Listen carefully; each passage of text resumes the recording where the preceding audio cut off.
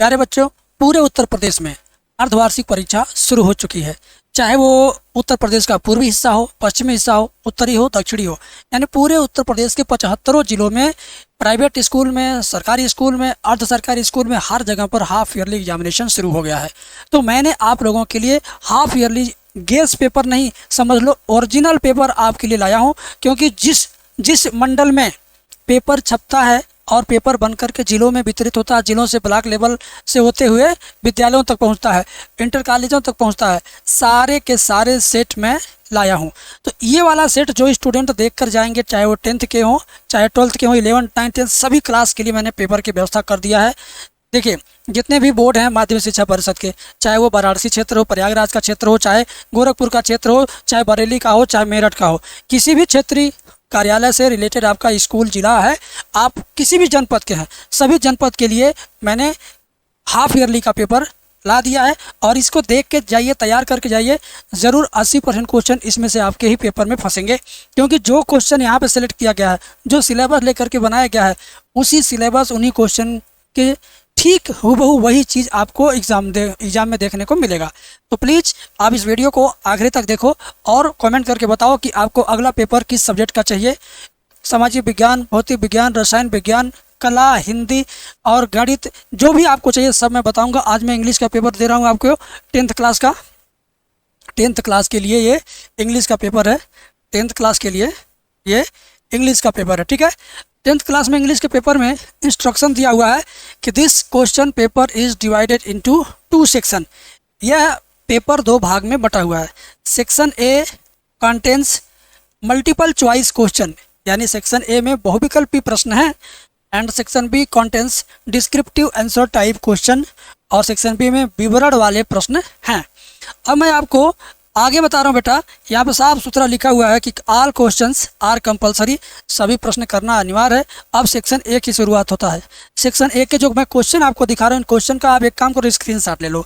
Screenshot ले करके आप अपने पुस्तक में जाओ, बुक में जाओ, क्वेश्चन बैंक में जाओ, वहाँ से इसका उत्तर ढूंढ के तैयार करके कल पेपर देने जाना। तुम जिसका कल अंग्रेजी का पेपर है या आज है, वो जरूर अपने पेपर से ये पेपर मिलाएगा।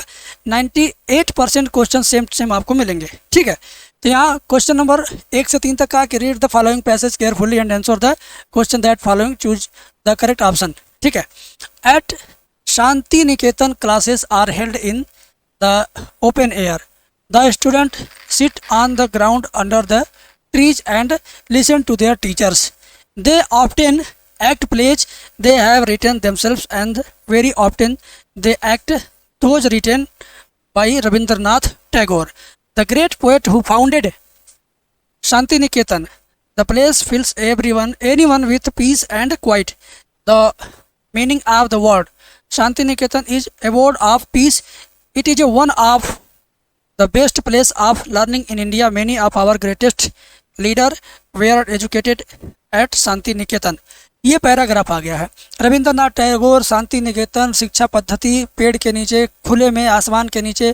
तो ये उस तरीके से कहानी है, आपके सिलेबस में है। अब who is founder of Shanti Niketan, Shanti Niketan के फाउंडर कौन है ये तो आपको वैसे ही पता चल जाएगा, ठीक है। ज़्यादा बताने की जरूरत नहीं, बस मैं आपको ये दिखाना चाहता हूँ कि पेपर में क्या क्या आपके आ रहा, छमाही परीक्षा में, हाफ ईयरली एग्जाम में, आपको वो चीज़ें मैं यहाँ दे रहा हूँ। आप इसको अपने स्तर से तैयार करके जाइए। जिन विद्यालयों में अभी अंग्रेजी का पेपर नहीं हुआ है, वो इस स्कूल के लड़के ज़रूर इसको देख के तैयार करके जाएंगे, ज़रूर पेपर में फंसेगा, ठीक है।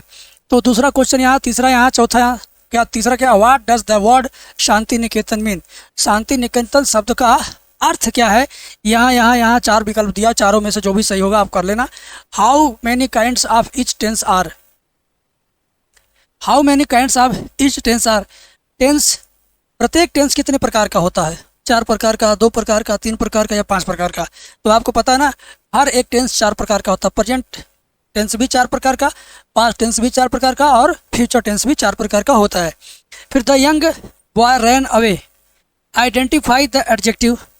इसमें एडजेक्टिव पहचानना है, मतलब युवा लड़का दूर तक भागा, तो इसमें क्या एडजेक्टिव, दूर है बेटा, दूर, ठीक है ना। तो अवे क्या है, अवे इसका एडजेक्टिव है, ठीक है ना। Which of the following word is miss spelled. मतलब कौन सा इस चारों में से स्पेलिंग गलत के साथ लिखा हुआ है, 1 2 3 4 ऑप्शन है, चारों ऑप्शन में से किसकी स्पेलिंग गलत है वो आपको बताना है। ठीक है भाई, तैयारी कर लेना। स्पेलिंग गलत सही तो गूगल में टाइप करोगे आ जाएगा। फिर in the gap with suitable preposition, he has no desire fame.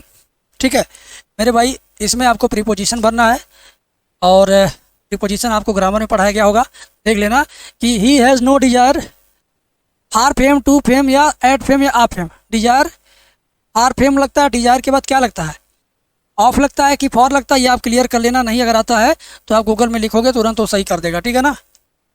और मेरा मतलब सिर्फ इतना है कि आप इसका स्क्रीनशॉट लीजिए इस पैसेज का, और इस पैसेज के आधार पर आप इससे related objective question number 9 question number 10 करिए। ठीक है।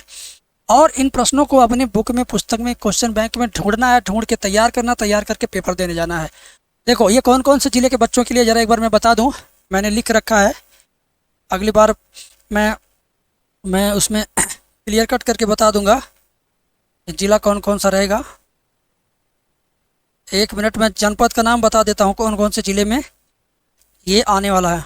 ठीक है, ज़िले का नाम कुछ इस प्रकार है, ये है, ध्यान से सुनिएगा, संत कबीर नगर, देवरिया, सिद्धार्थनगर, कुशीनगर, बलरामपुर, गोरखपुर, महाराजगंज, बस्ती, Ghazipur, Varanasi, Prayagraj, Kaushambi, Jaunpur, Azamgarh, Mau.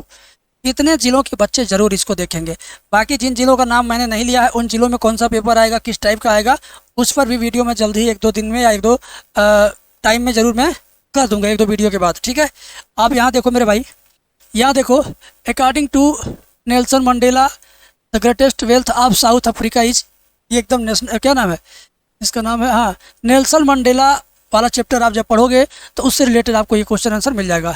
Any Frank wants to keep a diary because, ये वाला क्वेश्चन देखो ध्यान दो, हर बार एग्जाम में आता है, इस बार भी आपके हाफ ईयरली में पूछा है, और हाफ ईयरली ही नहीं, एनुअल एग्जाम में, प्री बोर्ड एग्जाम में, और यहाँ तक कि मेन बोर्ड एग्जाम में, जो यूपी बोर्ड का मेन बोर्ड एग्जाम है उसमें भी इन प्रश्नों को बार बार देखा गया है। तो इस वजह से इसको आप अभी से तैयार कर लीजिए। ठीक है। अब यहाँ देखिए, एनी फ्रैंक वाला ये क्वेश्चन, ये भी आप उस चैप्टर से पा जाओगे। यहाँ अगला चैप्टर है, अगला क्वेश्चन है, अगला पैराग्राफ है, the way of a crow shook down on me the dust of snow from a hemlock tree. ठीक है।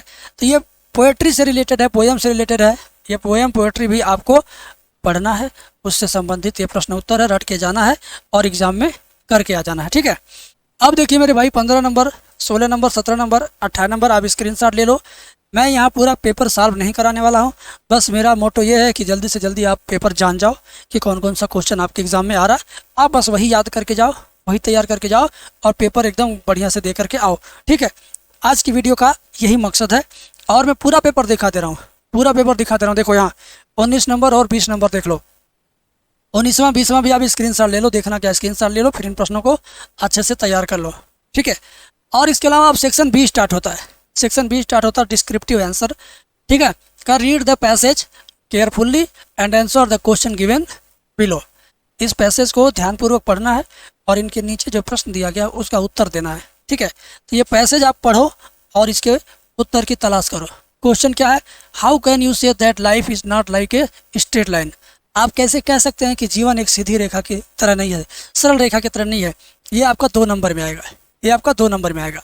उसी तरह से इसका दूसरा question, why do we leave some doors slightly open. हमें कुछ दरवाजे सीधे खुले छोड़ना चाहिए, ऐसा क्यों, इसलिए भी 2 नंबर में पूछा हुआ है। ठीक है। What is the effect of every new opportunity in life. जीवन में प्रत्येक नए अवसर का क्या प्रभाव पड़ता है, इसका भी उत्तर आपको देना है। ये 2 नंबर मिलेंगे आपको इस पर। और give the opposite of departure, यानी प्रस्थान का आपको विलोम शब्द लिखना है। डिपार्चर मीन प्रस्थान, चला गया।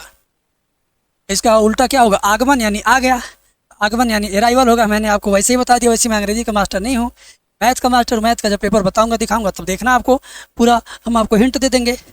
अब इसमें देखो यहाँ है, write an application to your principal for extra coaching. अपने प्रिंसिपल साहब को एक एप्लीकेशन लिखो कि भैया एक्स्ट्रा क्लास ले लीजिए ना, सिलेबस पीछे हो गया है, इस संबंध में आपको एप्लीकेशन लिखना। या इसको नहीं तो आप नीचे वाला करना, write a letter to your father for money.